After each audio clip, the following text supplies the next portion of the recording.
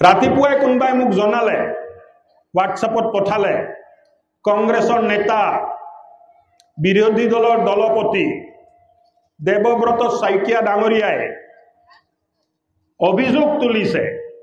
অভিযোগটো কি? যে অশোক সিংঘালে জনজাতি সংৰক্ষিত বেল্ট এণ্ড ব্লকত মাটি বেদখল কৰিছে।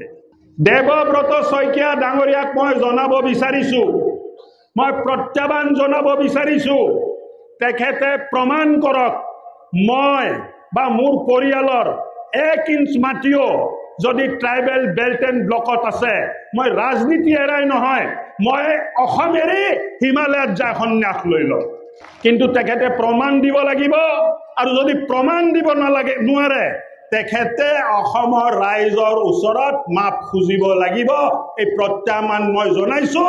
24 ঘণ্টাৰ ভিতৰত আপুনি প্ৰমাণ কৰক যে মোৰ আৰু মোৰ পৰিয়ালৰ ক'ৰবাত ট্ৰাইবেল বেল্ট এণ্ড ব্লকত দখল বা বেদখল কৰা মাটি যদি আছে, মই ৰাজনীতিৰ পৰাই নহয়, মই সামাজিক জীৱনৰ পৰাই ত্যাগ কৰি হিমালয়ত যাই সন্ন্যাস। আৰু আপুনি যদি প্ৰমাণ কৰিব নোৱাৰে, আপুনি অসমৰ ৰাইজৰ ওপৰত মাপ খুজিব লাগিব। আমি দুৰ্নীতি কৰিবলৈ ৰাজনীতিত অহা নাই।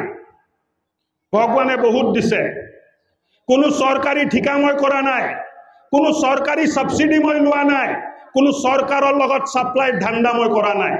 ভগৱানে ইমান জ্ঞান আৰু বুদ্ধি দিছে যে নিজৰ বাবে লাগতিয়াল উপাৰ্জন মই নিজে কৰিব জানিছো। ৰাইজক সেৱা কৰিবলৈ ৰাজনীতিত আহিছো। কংগ্ৰেছৰ চৰিত্ৰ আমাৰ নহয়। আৰু যিসকলে মোৰ বা মোৰ পৰিয়ালৰ বিষয়ে জানে, দেউতাৰ বিষয়ে জানে, তেখেতসকলে এই কথাত কোনোদিন বিশ্বাস কৰা নাই আৰু ভৱিষ্যতো নকৰে। মই দেৱব্ৰত শইকীয়াক প্ৰত্যাহ্বান জনাইছো যে 24 ঘণ্টাৰ ভিতৰত হয় প্ৰমাণ কৰক, আৰু নহলে অসমৰ ৰাইজৰ ওচৰত মাপ। ঠিক কৈছো নে নাই ৰাইজ? সমৰ্থন আছে নে নাই মোৰ কথাত?